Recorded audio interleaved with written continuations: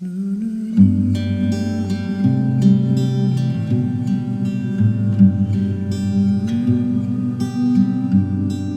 como já estamos há algum tempo falando sobre a história do nosso padroeiro, São Francisco de Paula, hoje vamos então continuar mais um pouco falando sobre a história de São Francisco. Nós vimos no encontro passado que ele e sua família tinham feito essa viagem para ir a Roma em peregrinação. Vemos então hoje Francisco em Roma.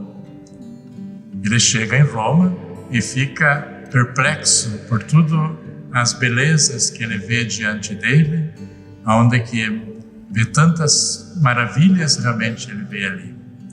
E ele então fica ainda mais pressionado quando ele vê que ali a memória dos santos, memória dos apóstolos, dos mártires e de todos os santos. E ele fica impressionado com tudo que passa ao seu redor em Roma.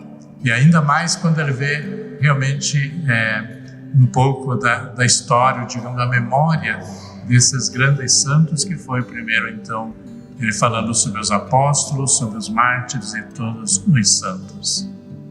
Mas Francisco e também sua família não ficam só em Roma. Eles também viajam pela Itália, onde vão até Assis, Loreto, Monte Luco e também Monte Cassino. Em Monte Luco eles visitam a casa dos ermitões. Então diz a tradição que esses religiosos então entregam a ele uma cópia do hábito. Aquele hábito que depois serviu para os religiosos da comunidade de São Francisco.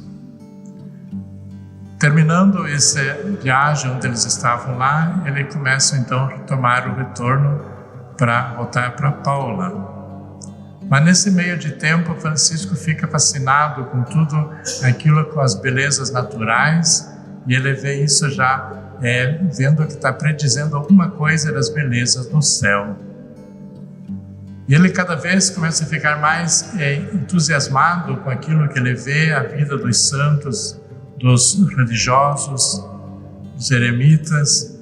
E ele então apresenta a seus pais o interesse de querer ser eremitas. Então os pais ficam até certo ponto um pouco preocupados, porque diz é uma espiritualidade precoce, porque ela era ainda muito jovem.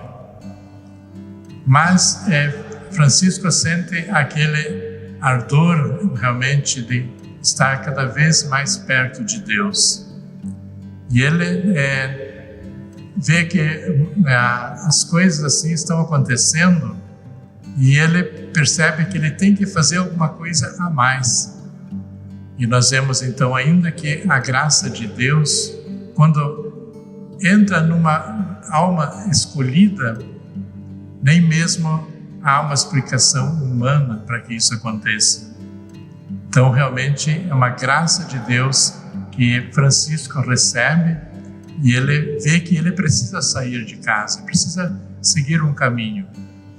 E ele, então, pouco tempo depois, ele despede de seus pais, pega, então, o alforje, um pouco também de alimento, e ele segue a caminho da costa do mar. Lá ele encontra também, então, uma caverna. E ele pensa assim, bom, próximo do mar, nessa caverna, eu vou ver na plena solidão, onde ele pode realmente ter esse contato e oração com Deus. Nós vamos ver essa parte de Francisco no deserto, então, no próximo encontro. Por tudo isso, louvado seja nosso Senhor Jesus Cristo, e sempre seja louvado.